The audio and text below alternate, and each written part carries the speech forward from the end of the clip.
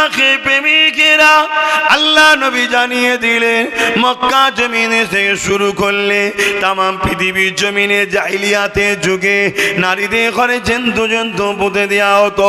আজ থেকে ১৫০০ বছর আগে নারীদের কোনো সম্মান মর্যাদা ছিল না, নারীদেরকে ভোগের পাত্রী বানানো হতো।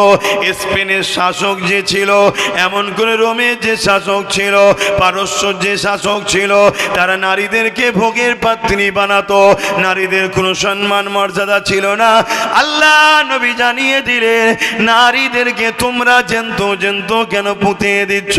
তারা বলতে লেগেছিল নারীরা হলো অশুভ, তাদের কোনো বাঁচার অধিকার নাই। আমার রাসূলুল্লাহ জানিয়ে দিলে এ দুনিয়ার মানুষের এটা হলো তোমাদের কুধারণা, এটা তোমাদের কুসংস্কার। যে ১৬টা পুত্র সন্তান দেয় মায়ের পেটে, ওই ১৬টাই কন্যা সন্তান দেয় মায়ের পেটে। নারী আর পুরুষ এই দুটোরই দুনিয়া জমিনে দরকার আছে। এই দুজনের মিলনের বিনিময়ে দুনিয়া জমিনে মনুষ্য জাতির বিকাশ ঘটবে। এটা মহান স্রষ্টার সৃষ্টি। তাই নারী অশুভ নয়। আমি রাসূলুল্লাহ জানিয়ে দিই, ইসলাম জানিয়ে দিচ্ছে, আমার রাসূল জানিয়ে দিল যে ঘরেতে প্রথম কন্যা সন্তান হবে, এর মানে ওই বাবাকে ওই আব্বাকে আল্লাহ পাক জান্নাতে সংবাদ দেয়। আরো জোরে বলুন সুবহান।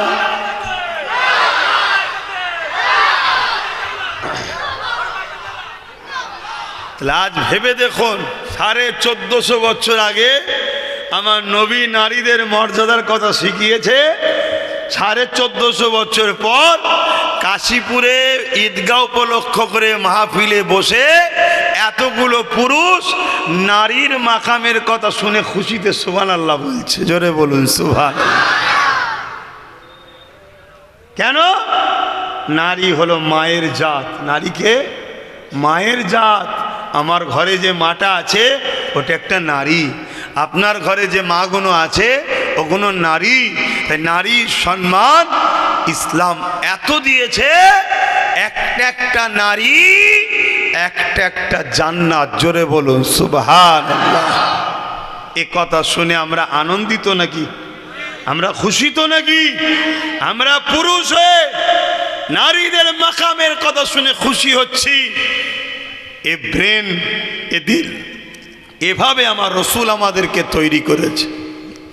১৪৫০ বছর আগের মেসেজ আপনার কাশীপুরে এমনি এমনি চলে আসেনি। অনেক বাধা, অনেক লড়াই, অনেক যুগে যুগে মানবরূপী পশুরা ইসলামকে রুখতে চেয়েছে। লক্ষ লক্ষ মা সন্তান হারা হয়েছে, লক্ষ লক্ষ বাপ তার সন্তানকে হারিয়েছে, লক্ষ লক্ষ সন্তান এতিম হয়েছে, লক্ষ লক্ষ মায়েরা বিধবা হয়েছে। তারপরে তোমার কাশীপুরে মসজিদের আজান শুনছো, তারপরে তোমরা মাথায় টুপি মুখে দাড়ি পেয়েছো, তারপরে তোমরা জানতে পেয়েছো তোমার ঘরে যে মহিলাটা আছে তোমার মা, তার পায়ের তলাতে তোমার জান্নাত আছে। ওনাকে যদি খুশি করতে পারো তবে জান্নাত, আর না হয় তুমি মসজিদে গিয়ে কপাল ঘষরে ঘষরেও জাহান্নামে যেতে হবে তোমার বাড়ির মা যদি তোমার উপরে নারাজ থাকে। এর নাম ইসলাম। তবে হ্যাঁ, এখানে একটা কথা বলে দিই, মা যদি আল্লাহ ও রসুলের বিরুদ্ধে কোনো কথা বলে, যা বাবা চুরি কর, মানা যাবে না। যা বাবা ওকে মার, অত্যাচার কর, লুটে লিয়ায়, শোনা যাবে না। শুনছেন তো নাকি? ইসলাম বিরোধী কথা হলে হবে না। ইসলামের বিরুদ্ধে যদি মা কথা বলে তাহলে কি করবেন? ঝগড়া করবেন না? ঝগড়াও করা যাবে না, তার থেকে পাশ কাটিয়ে যেতে হবে। মা ওটা আমি মানতে পারছি না, কেন ওটা আল্লাহ ও রসুলের কথার বিরুদ্ধে। কিন্তু তার সাথে বিয়াদবিও করা যাবে না। হযরতে আবু হুরায়রা রাদিয়াল্লাহু তাআলা আনহু নাম শুনেছেন? একটু আওয়াজ দেন, নাম শুনেছেন? হ্যাঁ, উনি আমার রাসূল পাক সাল্লাল্লাহু আলাইহি সাল্লামের দরবারে আসলেন। এসে আমার নবীর আখলাক কথাবার্তা দেখে আমার নবীর ওপরে মুগ্ধ হয়ে ইমানের কালেমা পড়ে মুসলমান হয়ে গেছে। জোরে বলুন সুবহানাল্লাহ। মা কিন্তু তখনও কলমা পড়েনি। মা লাত উজ্জা হবল ইত্যাদি ইত্যাদি তৎকালীন সময় যে মানুষ তৈরি করেছিল নকল খোদা, তার উপাসনা করত। তাই কলেমা পড়ে নিয়েছে। আবু হুরায়রা হুজুর আমার রাসূলের দরবারে আসা যাওয়া করে। একদিন মা জিজ্ঞেস করেছে, বাবা তুই কোথায় যাস? আমার নবী বলেছে মিথ্যা কথা বলবে না। তাই আবু হুরায়রা চিন্তা করছে, রাসূল তো বলেছে মিথ্যা কথা বলা ইসলামে নিষেধ। ইসলাম মিথ্যা কথা বলা কি নিষেধ। আমরা এটা মানি? মিথ্যা কথা বলেন না? তাহলে ভাবুন, আমরা মরিচিত এই জায়গাতে। খবরদার মিথ্যা কথা বলবেন না। তবে একটা জায়গায় একটু ছাড় আছে, বলবো? একটা জায়গায় একটু ছাড় আছে। বিবি যদি খুশি হয় এক্ষেত্রে একটু ছাড় আছে। 200 টাকার শাড়ি যদি 2000 টাকার লেবেল লাগিয়ে যাও, বিবি খুশি হবে না? হবে না? হ্যাঁ, এই যে সংসারে মিল মহব্বত স্বামী স্ত্রীর গভীর হবে, এই জায়গায় একটু ছাড় আছে। কথা বুঝে আসছে তো? হ্যাঁ, আবার যেন সবসময় ঠকাতে যে উনি পরিবারকে। কেন আমার মায়েদের খারাপ নিলে হবে না। কোয়ালিটি দেখে না, দাম দেখে। কত দাম রে, কত দাম। কিছু গেলেই কি বলবে, দাম কত? আরে কোয়ালিটিটা দেখেন না, না দাম কত। অনেকে আছে স্টিকার তুলে দেয়, যেটার দাম 2000 সেইটাই 500 টাকার স্টিকার মেরে দেয়। আর এই যেটার দাম 500 টাকা সেটাই 2000-এর স্টিকার মেরে দেয়। আর যেটা 2000 দাম সেটাই 500 টাকার স্টিকার মেরে দেয়। দিয়ে দুটো সামনে দাও, ঠিক দামটা দেখে দেখবে 2000-এরটাই নেবে। শুনছেন না শোনেন না? দোকানে আসার সময় আবার স্টিকার চেঞ্জ করে দেয়। লাও, যাকে এটা খুশি আনন্দের জন্য বললাম। মনে রাখবে, ইসলাম বলছে দুটো জায়গায় টাকা খরচ করলে সব থেকে বেশি নেকি। নাম্বার 1 কি? মসজিদ, মাদ্রাসা। নাম্বার 1 হলো বাপ মার পিছনে কেউ যদি অর্থ খরচ করে, এটা সব থেকে নেকির কাজ। জোরে বলুন সুবহানাল্লাহ। নাম্বার 2 হলো নিজের স্ত্রী ও সন্তানদের পিছনে কেউ যদি অর্থ খরচ করে, এটা আল্লাহর কাছে বড় প্রিয়। এর নেকি আল্লাহ অন্য জায়গায় দান খরচের থেকে বেশি দেয়। জোরে বলুন সুবহানাল্লাহ। আমরা বাজারে সব জায়গায় টাকা খরচ করি নাম কামাবার জন্যে, আর পরিবার শখ করলে দিতে চাই না। এটা অন্যায়, এটা জুলুম, এটা উচিত নয়। অন্য 10 জায়গায় দিচ্ছেন, নেকির জন্য দেন। স্ত্রীর পিছনে খরচ করলে আরো বেশি নেকি হয়। জোরে বলুন সুবহানাল্লাহ। আসেন, ইসলাম নারীদেরকে কি সম্মান দিয়েছে। আল্লাহ নবী দরবারে একটা ব্যক্তি চলে আসলো, ইয়া রাসূলুল্লাহ, হাবিবাল্লাহ, ইসলামের সব থেকে আমার উপরে কার হক বেশি? আল্লাহ নবী বললেন তোমার মায়ের, তারপরে কার তোমার মায়ের, তারপরে কার তোমার মায়ের, তারপরে কার তোমার বাপের। এ যুবকেরা, তরুণেরা, বাপেরা, আল্লাহ নবী মায়ের জাত নারীদের হক 3 গুণ দিয়েছে, পুরুষের তারপরে দিয়েছে। তাহলে নারীদের সম্মান ইসলাম কত দিয়েছে?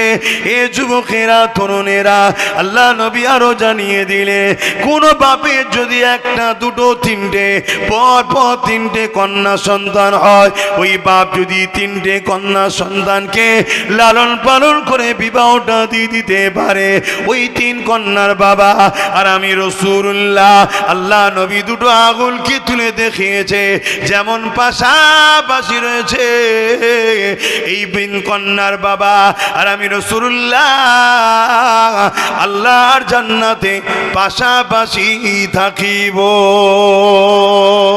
আরো জোরে বলুন সুবহান।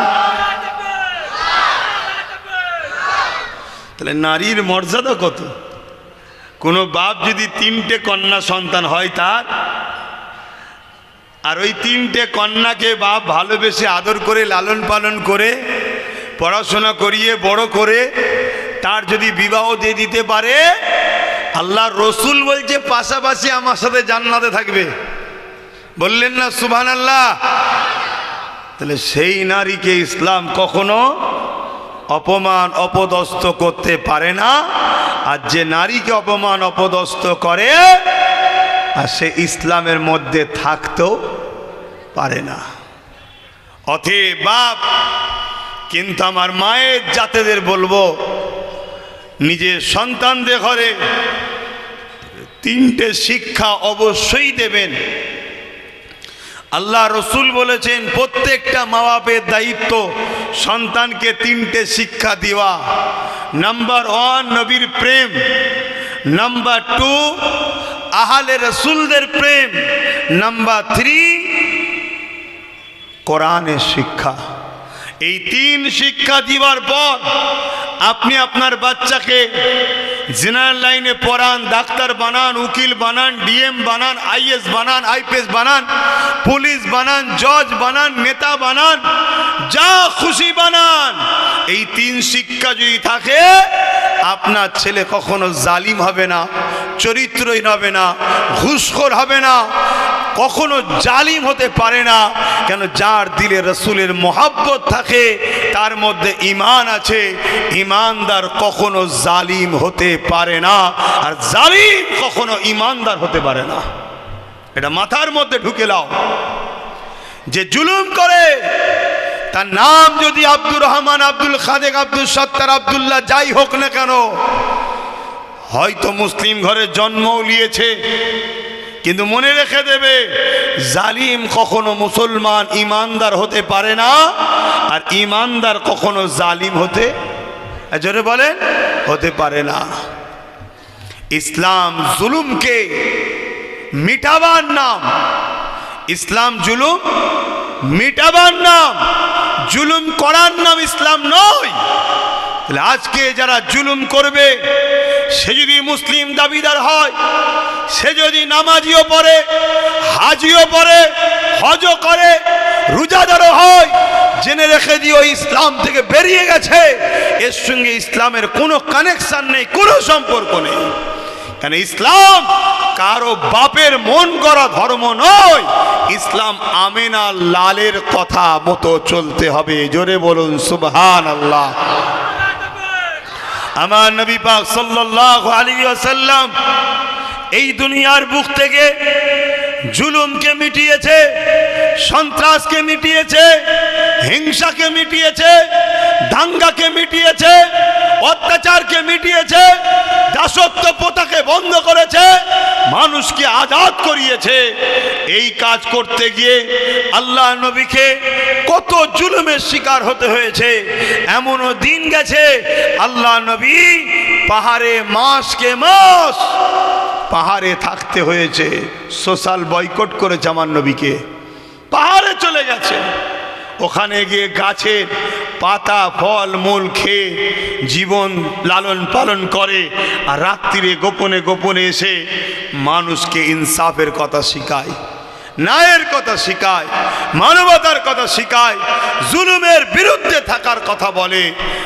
আজ যদি কোনো মুসলিম দাবি করে জুলুম করে, সে কখনো মুসলমান হতে, জোরে বলুন, পারে না।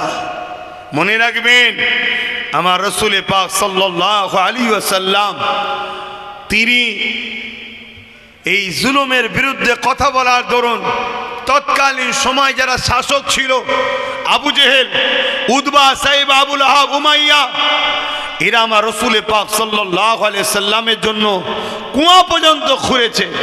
আমার নবীকে ওই কুয়াতে ফেলে মাটি চাপা দিয়ে মেরে দেবে। কিন্তু আল্লাহর মর্জি, আবু জেহেলি ওই কুয়ার মধ্যে এসে পড়ে গেছে, কেউ তুলতে পারছে না।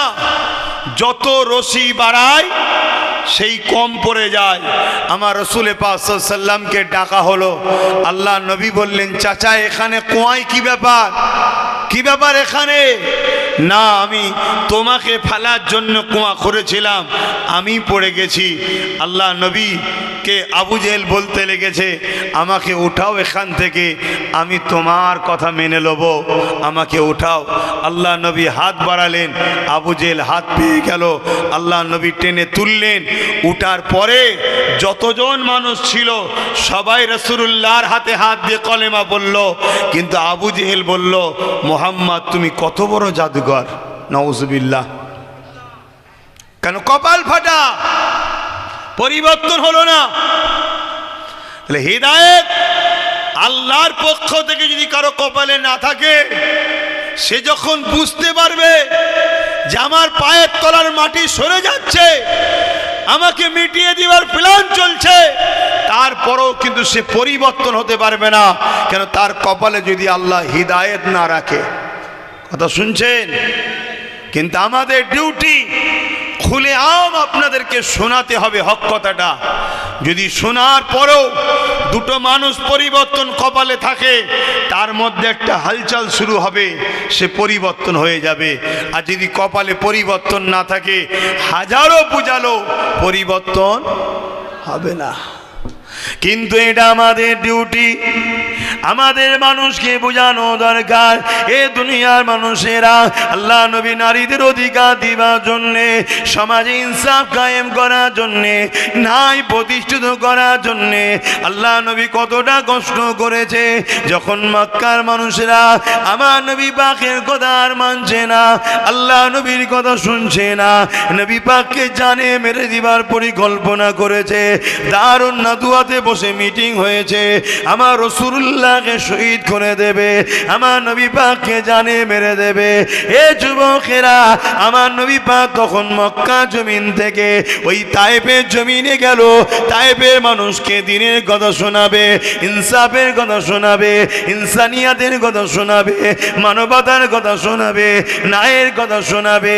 তায়েফের দিকে আল্লাহ নবী যখন রওনা দিয়েছে, মক্কা সন্ত্রাসীরা, মক্কার জালিম নেতারা তায়েফের নেতাদের কাছে দুধ পাঠিয়ে দিল। দ্রুত ঘোড়ার পিঠে চেপে ওই তায়েফের কাছে চলে গেল। এ তায়েফের সরদারেরা, এ তায়েফের নেতারা, মুহাম্মদ রাসূল তায়েফে আসছে, তিনি যেটা বলেন সত্য বলে, তিনি যেটা বলে ঠিক বলে, কিন্তু তিনার কথা যদি মেনে নাও, তাহলে আমাদের জুলুমের সাম্রাজ্য মিটে যাবে, আমাদের অন্যায় সাম্রাজ্য মিটে যাবে, আমাদের মানুষকে লুটে রাখার সাম্রাজ্য মিটে যাবে। মানুষের মধ্যে আমরা আতঙ্ক তৈরি করে রেখেছি, মানুষ আমাদের দাসী রয়েছে। মুহাম্মদ রাসূল মানুষকে দাসত্ব প্রথা থেকে আজাদ করতে এসেছে। আজকেও যেমন অনেক মানুষ আছে, অনেক মানুষ আছে আজকে অনেক জায়গায় যেতে ভয় করে। আব্বাস সিদ্দিকী আসছে, না বাবা যাবনি, কোথায় এলাকায় কেউ দেখে ফেললে যদি পরে ঘর ভেঙে দেয়, যদি পরে মারে। অনেকে যদিও বা আসে, নুকিয়ে নাকিয়ে আসে, কোনো রকমভাবে চুপচাপ বসে থাকে, সাধারণ ড্রেসে আসে, যেন কোনো বাজারে গেছিল ব্যাগ নিয়ে বেরিয়ে পড়ে। এভাবে নুকিয়ে নাকিয়ে, এই যে মানুষ পরাধীন, এটা মানুষ আজাদ নয়, মানুষ স্বাধীন নয়, মানুষ পরাধীন। আজকের দিনও মানুষকে যারা পরাধীন করে রেখেছে, এরা আজকের আবু জেহেল, এরা আজকের উতবা, এরা আজকের সাইবা, এরা আজকের নমরুদ, এরা আজকের ফিরআউন। এদের বিরুদ্ধে লড়াই করা আমাদের জন্য ইসলাম শরিয়াতে ফরজ হয়েছে, করতেই হবে। করে মানুষকে আজাদ করতে হবে, মানুষকে বাঁচাতে হবে, মানুষকে স্বাধীন দিতে হবে।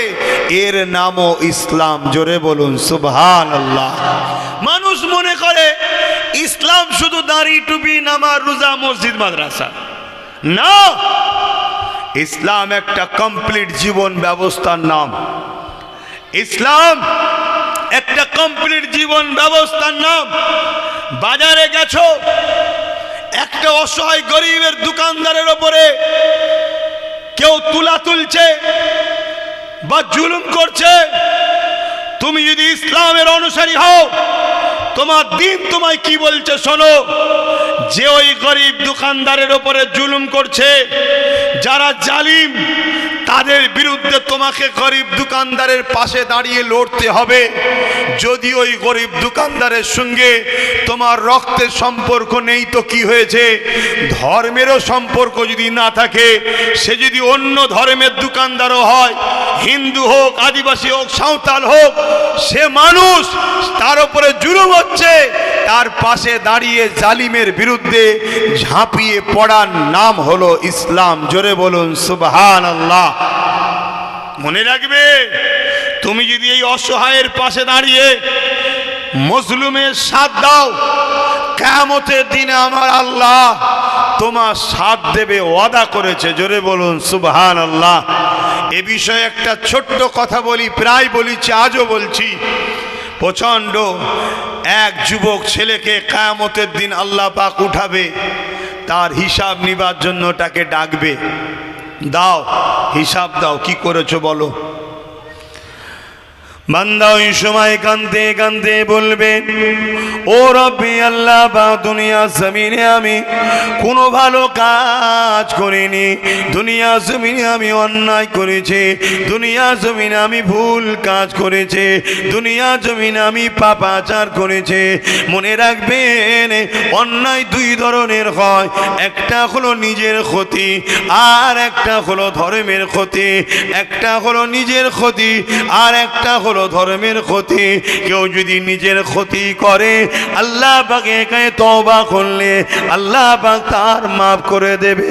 কিন্তু কেউ যদি ইসলামের ক্ষতি করে, আল্লাহ পাকের কাছে কাঁদলো, তওবা করলে মাফ হবে না, কেননা সে ইসলামের ক্ষতি করেছে।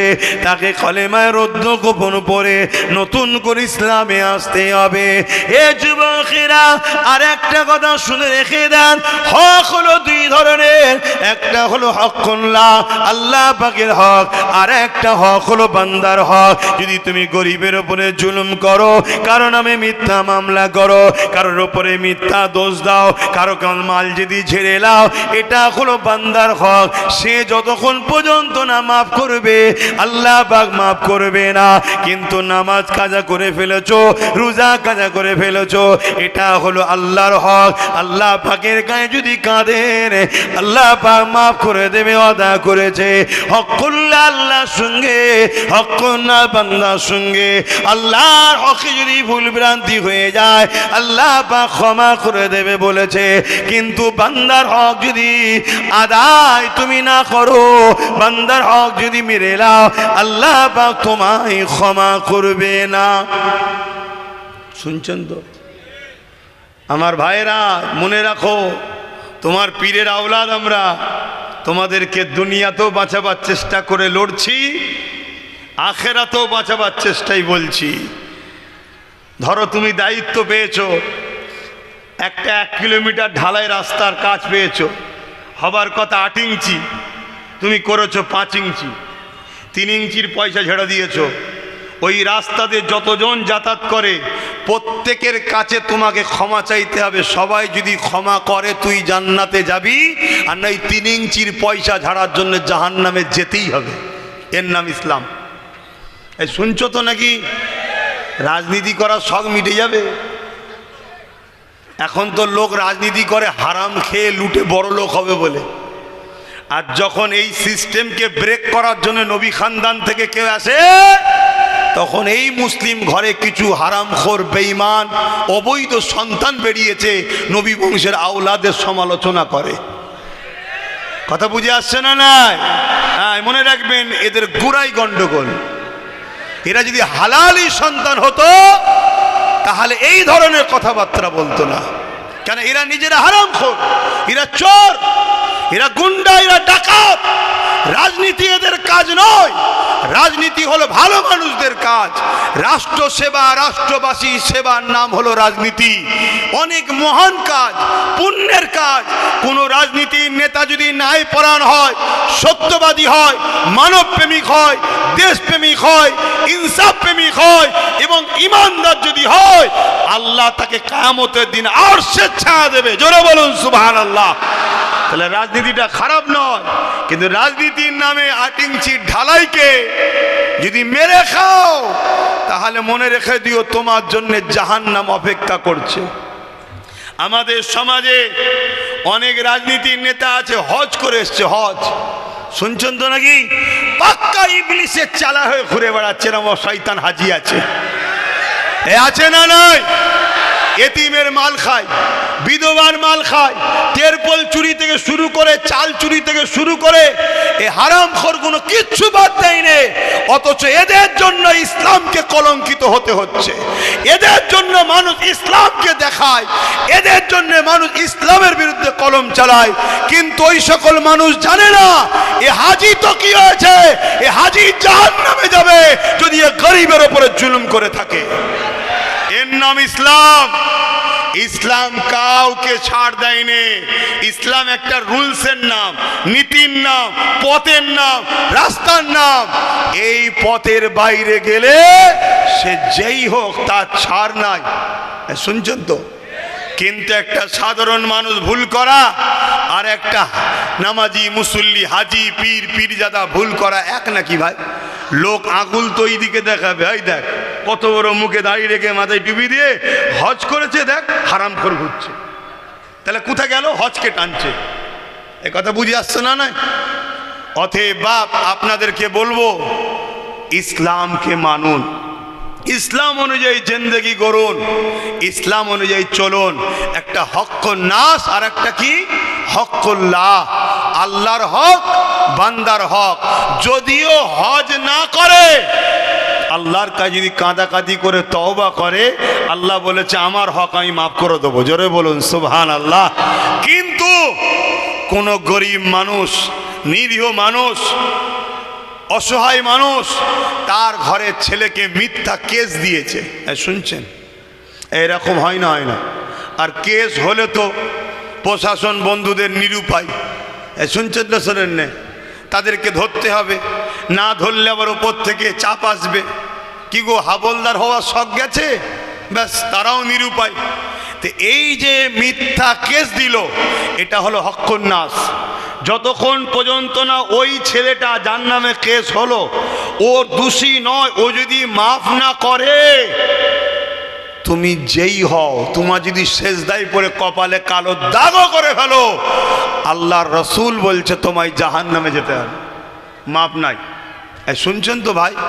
তাহলে তোমাদের ঘরেও বলে যাচ্ছি, শুধু আজ শুনলে হবে না, তোমরাও যদি কারোর উপরে জুলুম করো যে আমরা ভাইজানের সাথে আছি, না না, আল্লাহর দ্বীনের বিরুদ্ধে গেলে তোমাদেরকেও আল্লাহ ছাড়বে না। আমার কথা শুনছো? এটা মনে রেখে দিও। তবে এটাও বলে যাচ্ছি, মজলুমের পাশে দাঁড়িয়ে জালিমের বিরুদ্ধে লড়াই যদি করো, আর এই লড়াই করতে গিয়ে তুমি যদি কেউ মারা যাও, আল্লাহ তোমার জীবনের গুনাহ মাফ করে জান্নাত দেবে। জোরে বলুন সুবহানাল্লাহ, আরো জোরে বলো সুবহানাল্লাহ। কেন? তুমি আল্লাহর সৃষ্টিকে বাঁচাবার জন্য লড়াই করেছো। এ বিষয়ে ছোট্ট একটা কথা বলে যাচ্ছি। প্রচণ্ড গরমের সময় এক পশুকে গাছতলাতে সকাল সকাল বেঁধেছে তার মনিব, দুনিয়ার মালিক বেঁধেছে। আর সূর্য ঘোরার সাথে সাথে রোদটাও ঘুরেছে, ওই পশুর গায়ে রোদ পড়ছে। আর এমনভাবে বেঁধেছে যে পশুটা ওর ছায়ার দিকে যেতে পারছে না, রোদে দাঁড়িয়ে আছে প্রচণ্ড গরমে। এই রোদের তাপেতে পশুটা জিভটা বাহির হয়ে গেছে, গরম তাপে হাঁপাচ্ছে। একটা যুবক ছেলে হেঁটে হেঁটে যাচ্ছিল, যাকে আল্লাহ দেখে জিজ্ঞেস করছে, বান্দা তোর আমল নামা দেখা। আর সে বলছে, আল্লাহ ভালো কাজ কিছু করিনি, শুধু পাপই করেছি। আল্লাহ আপনি আমাকে গোপনে জাহান্নামে দিয়ে দিন। সে নিজে থেকে চাইছে আমাকে গোপনে জাহান্নামে দেন। কেন? ভালো কাজ করিনি তো, সবার সামনে অপমান করবেন না। কিন্তু এই খাতা দেখতে দেখতে দেখা যাচ্ছে তার আমল নামাতে এই ইবাদতটা রয়েছে, যেটা দেখে আল্লাহ বড় খুশি হয়ে যায়। জোরে বলুন সুবহানাল্লাহ। আল্লাহ বা বলবে, বান্দারে তোর একটা আমল দেখেছি যাতে আমার বড় পছন্দ হয়েছে, আমি বড় রাজি হয়ে গেছি। ওরে আমার বান্দারে, তুই কোথায় যেতে চাস বল? বান্দা বলবেন, আল্লাহ আপনি যদি দয়া করেন আমি জান্নাতে যেতে পারি। আল্লাহ বা বলবে, বান্দারে যা, তোর গোনাকে আমি চেপে দিলাম। কেন? আমি তোর মালিক, খোদ মালিক আল্লাহ, আমি তোর গোনাকে রুখিয়ে দিলাম, চেপে দিলাম। যা বান্দা, আমি আল্লাহ তোকে আমার দয়ার বিনিময়ে জান্নাতি বানিয়ে দিলাম। এ নওজওয়ানেরা, আল্লাহ নবী সাহাবাদেরকে জিজ্ঞাসা করে, ওই বান্দা নেক আমল ছিল এটা, ওই প্রচন্ড রোদের পশুটাকে দেখে ময়া হয়েছে, আরে আল্লাহ সৃষ্টিটা রোদে রয়েছে, কত গরমে কষ্ট হচ্ছে, তাকে নিয়ে যে ছায়াতে বেঁধে দিয়েছে, ছায়াতে বেঁধে দিয়ে তাকে পানি পান করিয়েছে। এই কাজটা দেখে আল্লাহ পাকের বড় খুশি হয়েছে।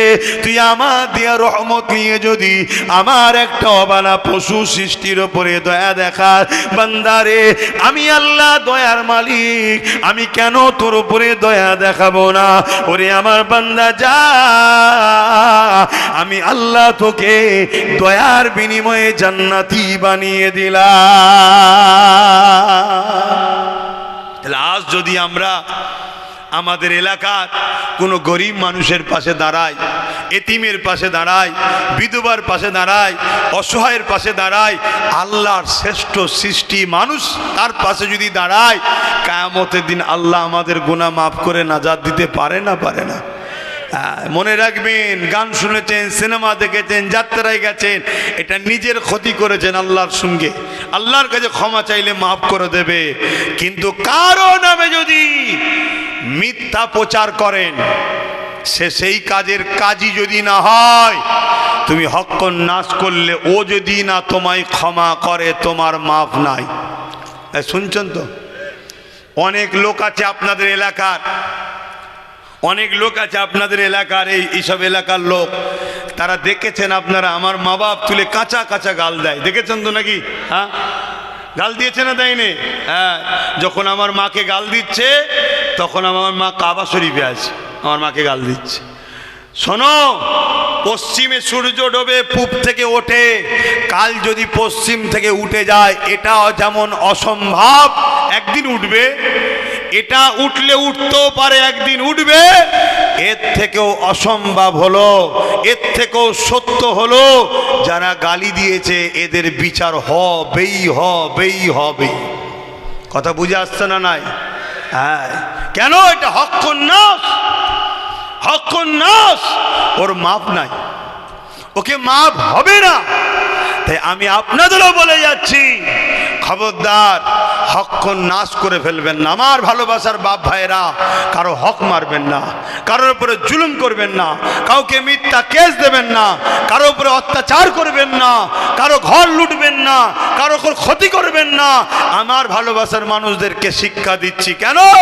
এগুলো করলে নাজাত পাবেন না। তবে হ্যাঁ, যদি কোনো জালিম, সন্ত্রাস, অত্যাচার, সমাজ বিরোধী, এই সমাজকে নষ্ট করছে, ক্ষতি করছে, মানবরূপী পশু যদি থাকে, তার বিরুদ্ধে লড়াই করে যদি আপনি সমাজে ইনসাফ প্রতিষ্ঠিত করতে চান, ন্যায় প্রতিষ্ঠিত করতে চান, গরিবের হক আদায় করতে চান, বিধবার হক আদায় করতে চান, মানবতাকে প্রতিষ্ঠিত করতে চান, বাচ্চাদেরকে শিক্ষার ব্যবস্থা করতে চান, এক কথায় ন্যায় প্রতিষ্ঠিত করতে যাওয়ার জন্যে যদি আপনি লড়াই করেন, মনে রাখবেন এই লড়াই আপনার জন্য বড় নসিব।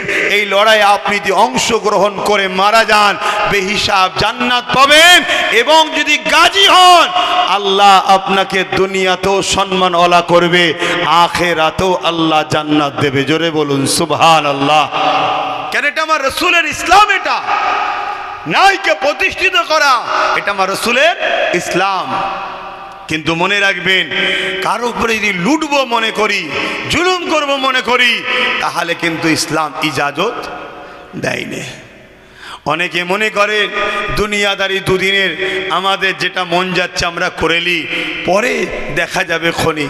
দেখার সময় পাবের কি মানে আছে? দেখার সময় পাবের কি মানে আছে? আমার কথায় আপনাদের কষ্ট হচ্ছে নাকি? অসুবিধা হচ্ছে? রোদ তো চলে গেছে আল্লাহ কারে। দল মুনাফিক সন্তানেরা মুসলিম ধর্মে এসেছে, একদল বেঈমানেরা, তারা ওই প্রকাশ্য দুশ্মনদের সাথ দিয়েছে, তখন তারা মাথা প্রকাশ্য চাড়া দিয়েছে। আজকেও প্রকাশ্য এরা মাথা চাড়া দিচ্ছে। কেন? মুসলমান ঘরে একদল মুসলিম ছেলে, নামধারী মুসলমান, যারা মূলত বেঈমানের খাতায় নাম লিখে দিয়ে এই ইসলাম বিদ্বেষী দিয়াকে প্রকাশ্য সহযোগিতা হত্যা করছে, এই জন্যে এরা সাহস পেয়ে গেছে। তাই আজকে শুনতে হচ্ছে ইসলামের আখি রেপ করাটা কোনো পাপ নয়। এ যুবকেরা, ইসলামে কেউ যদি রেপ করে তার জন্যে শাস্তি হলো অর্ধেক গলা পর্যন্ত পুঁতে দিয়ে তাকে পাথর মেরে মেরে মেরে মেরে তাকে হত্যা করে দিতে হবে। কিন্তু আমরা কি দেখছি, আমার দেশেতে প্রতিদিন পেপার খুললে একটা না একটা বেটি রেপ হয়ে যাচ্ছে। সে হতে পারে মুসলমানের বেটি, হতে পারে সে হিন্দুর বেটি, হতে পারে সে আদিবাসীর বেটি। মায়ের জাত আজকে নিরাপদে নাই, যে ধর্মেরই হোক না কেন, মায়ের জাত হলো নারী। এই নারীরা আজকে নিরাপদে নাই, কেননা আজকে যারা দেশ চালাচ্ছে এরা নারীদেরকে সুরক্ষিত দিতে পারছে না। কি করে পারবে? এদের দলের নেতা মন্ত্রী অনেকে রেপিস রয়েছে, চরিত্রহীন রয়েছে, জালিম রয়েছে, এবং এরা যাদের দ্বারা যেতে, এরা যাদের দ্বারা ক্ষমতায় আসে, এরা যাদের দ্বারা ভোট চুরি করে, তাদের মধ্যেও বেশিরভাগ চরিত্রহীন জালিম রয়েছে। এই জন্য এরা রেপিসদের বিচার করতে পারেনি। কিন্তু ইসলাম বলছে রেপিসদের একটাই শাস্তি, তাকে মৃত্যুদণ্ড দিয়ে দাও, তাকে দুনিয়ায় বাঁচার অধিকার নাই। কেন? যে মায়ের যাতে সম্মান করতে পারে না, ওই মানবরূপী পশুর বাঁচার কোনো অধিকার নাই। আপনারা কি একমত তো নাকি? একমত না হলে তার ইসলামের হবেন বা কি করে? তাহলে আজকে 10টা 20টা যদি রেপিসকে ঝেড়ে দেওয়া যায়, তাহলে বাকি সব মায়েরা নিশ্চিন্তায় থাকবে না? থাকবে না? হ্যাঁ। কিন্তু যখন দেশের বা রাজ্যের মাথায় যারা বসে থাকে তারাই যখন রেপের রেট দেয়, তখন কি রেপ আর বন্ধ হয়? কথা বলে। তাহলে সেই রাজ্যে এরকম মিথ্যা কথা বলবে ইসলামের বিরুদ্ধে, আর তাকে ধরবে এ আশা করাটাও যায় না। কিন্তু আমাদের দায়িত্ব আছে না নাই প্রতিবাদ করা? কি গো বলেন, প্রতিবাদ করার দায়িত্ব আছে না না? আল্লাহর কাছে জবাব দিতে হবে।